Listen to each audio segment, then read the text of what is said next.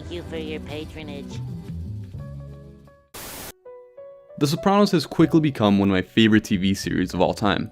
Much like MF Doom, both profoundly impacted their respective genres after their 1999 debuts, even if that influence wasn't immediately apparent. Both also reward and almost necessitate multiple viewings for a deeper enjoyment and appreciation, which might have something to do with why I enjoy them so much. Throughout my multiple viewings, something I began to enjoy a lot of is the way the writers chose to end certain episodes. And some of those scenes are exactly what I wanted to talk about today. In my opinion, based on my personal enjoyment, these are the greatest Soprano ending scenes. In no particular order. Season 4, Episode 3, Christopher. I'm going to talk a little more about the plot of the episode as a whole because it pertains to the ending scene. This episode was written by Michael Imperioli, but don't let that and the title of the episode fool you. The episode isn't about Christopher Moltisanti. The episode actually revolves around Christopher Columbus and the anti-Columbus protests. The majority of Tony's crew look up to Columbus as the source of Italian pride. Well, except for Furio. I hate the North. You should take it easy. Throughout the whole episode, Silvio tries to disrupt multiple anti-Columbus protests, claiming that it's discrimination against all Italians as a group. Tony, on the other hand, would much rather mind his business and not attract any unnecessary attention to the family. What the fuck you doing getting pinched for public disturbance when his family's on trial? We got little Paulie in St. Barnabas. Plus we lost face down there. This is something that hits home. I can't turn the other cheek on this. I know, but we're running a business here. Despite this, Tony does reluctantly agree to help Sil in attempting to silence the protesters. However, it becomes clear throughout the episode that Tony's getting progressively annoyed at this whole idea of Italians as a group. This goes on till we reach the boiling point, which is the episode's ending scene. The episode ends with some of the guys driving back to New Jersey. Sil turns on the radio and realizes that he missed a protest, claiming that he should have been there, when in reality he was more interested in playing blackjack for the night. This pisses Tony off, and he goes off on a speech as to why being part of such a broad group is meaningless. I don't know what you're so hot about. They discriminate against all Italians as a group when they disallow Columbus. Oh, will you fucking stop? Group. All the good things you got in your life, did they come to you because you're Calabrese? I'll tell you the answer. The answer is no. You own one of the most profitable topless bars in North Jersey. Now, did you get all this shit because you're Italian? No, you got it because you're smart. Honestly, I believe this sentiment is more relevant today than it ever was back in the early 2000s. After this bit of dialogue, the episode comes to a close with the lyric,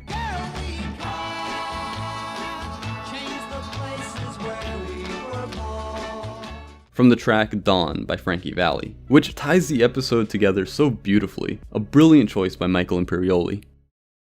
Season 4, Episode 11, Calling All Cars. This is easily one of the most suspenseful and tense scenes throughout the entire series, only topped by the last episode's ending scene in terms of suspense. This ending, however, is a dream, and it consists of Tony getting out of his father's car, which we saw in one of his dreams earlier this episode. He follows the now deceased Ralph Cifaretto to this shady looking house. Some people are saying this is the same house that we see in Tony's coma dream, but I'm not 100% sure if that's true or not. As Tony walks up to the house, he goes from the character we know to some random Italian masoner. You know, which is typical in dreams, things sort of just appear and disappear effortlessly without much reason. Tony approaches the front door and gives it a couple knocks, but no one seems to be home. I'm here for the masoner job.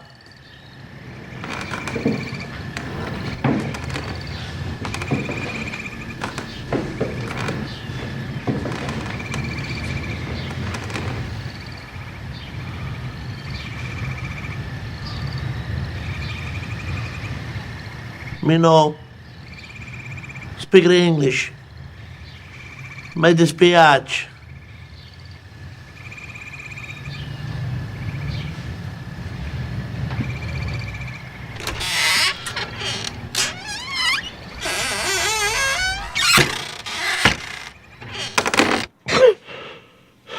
The way they cut that scene is absolutely genius. They could have easily thrown in some sort of cheap jump scare or revealed the face of the figure. Instead, director Tim Van Patten subverts your expectations and instead chooses to reveal, well, nothing, leaving the audience with confused dread and zero resolve. Tony wakes up before anything happens. No questions are answered, and your mind is left to wander, and that is far more disturbing. The scene comes to a close with Tony walking onto his balcony and looking out to sunny Florida. Everything seems like it'll be alright, but that couldn't be further from the truth. The scene then fades to black, and Surfin' USA by the Beach Boys plays the episode off, with another great example of The Sopranos pairing relevant music with the overall theme. Season 5, Episode 7, In Camelot. This episode revolves around Tony encountering and getting to know his father's old mistress. The ending scene begins with Tony at the Bada Bing, hanging out with Artie, Tony B, and Sil. When pressed about it, Tony retells his encounter with Fran in a total revisionist manner. He bullshits and makes it seem like Fran is some sort of princess, when in reality, she's no better than the strippers who are dancing right before their very eyes. We as the audience know that to be the truth, but that truth isn't something Tony wants to admit to. He would rather lie just to maintain this grandiose image of his father. He's literally blowing smoke. The truth is, his estimation of his father as a man just fucking plummeted. So he has to sit there drinking his alcohol and smoking his cigar just to numb himself from the painful realization that his father isn't the hero that he always pictured him as. Ironically, that's a realization which Christopher is willing to confront and admit to in regards to his own father. So you know more than a leading scientist now. I know a crutch when I see it.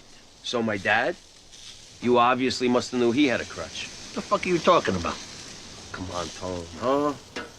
Between the coke, the vodka, whatever the fuck else he was squirting up his arm, let's be honest about the great Dickie Moltisanti. My dad, your hero.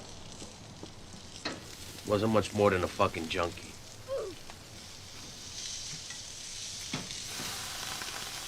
The scene closes out with Tony finishing his drink as the instrumental track Sessions by Linkin Park plays. I think the distorted nature of this track is the perfect depiction of Tony's mental state. Like, if you peered into his mind, this is exactly what you would hear.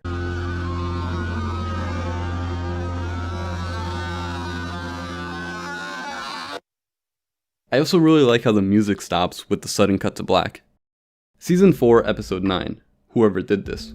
After disposing of Ralph Cifaretto's body with his nephew, Tony wakes up in the back room at the Bada Bing. He calls out for his nephew, who probably left fearing for his own safety, seeing as Tony just murdered their fellow mobster. As he gets up to look at himself in the mirror, he notices a picture of Tracy, before walking out of the room and continuing to look for Christopher. I love this one shot in particular. I have a feeling they purposely angled it like this to make Tony look as small as possible. Tony Soprano, a mob boss who dominates nearly every aspect of his life, rendered to this tiny little pixel on your screen. The scene closes out with Tony walking out of the Bing into this white void, which, as Meadow mentions, is used to symbolize death. I thought black was death. White too. Season 3, Episode 2. Prošaj, Libuška. In general, this is one of my favorite Soprano episodes. I could probably do a whole video talking about this episode alone. All throughout the episode, Tony is rewatching 1931's The Public Enemy. Some people are saying he's watching the movie in parts. I don't know about you guys, but when I watch a movie, I don't watch it in 15-minute intervals. But whatever, the point is, he's watching the film throughout this episode. By the end of the episode, Tony's sitting on his couch watching the final scene of the movie, where Tom Powers' family visits him in the hospital. And despite him being in this critically injured state, his mother doesn't care. She's just so happy to have her son back. Oh no, Tommy boy. You're my baby. You're going to get well and strong. All of us together again. Oh, I'm almost glad this happened. And when she finds out that Tom has been discharged from the hospital, she's genuinely excited. Ma, they're bringing Tom home. They are when? Right now, he's on his way. Oh, it's wonderful. I'll get his room ready. I knew my baby would come home. Seeing all this causes Tony to think about his relationship with his own mother, and probably has him wishing that his mother would have treated him the same way. This scene of Tony clenching his tears and sipping his liquor just to numb his pain is so heartbreaking to me. It actually amazes me just how brilliantly this show is written that it has me feeling empathy for this murdering psychopath. This ending scene has me tearing up nearly every time. I love how the writers utilize other real-life movies within their own show. It makes it feel so much more realistic. The fact that these fictional characters within the show watch media that we in the real world would watch. A lot of other movies and shows do this, but The Sopranos takes it one step further and actually has these real-life films serve a purpose. In this case, causing Tony to feel tremendously sad and in turn us the audience to feel sad for him. Seriously, I could go on and on. This really just is one of my favorite ending scenes to one of my favorite Soprano episodes. The cherry on top for me is Les Paul's I'm Forever Blowing Bubbles playing over the credits. And those are 5 of my favorite Soprano ending scenes, as of now at least. If you're interested in more Sopranos content, check out this video by YouTuber GreatUpTV. This is one of my favorite videos of the year so far. And he articulates perfectly the struggle of trying to recommend the show to a friend. He only has 400 subscribers, so do me a favor and leave him a like and a comment on the video. I'm sure he'll really appreciate it. I'll leave a link to it in the pinned comment. Other than that, don't forget to leave a like on this video, and thank you guys so much for watching.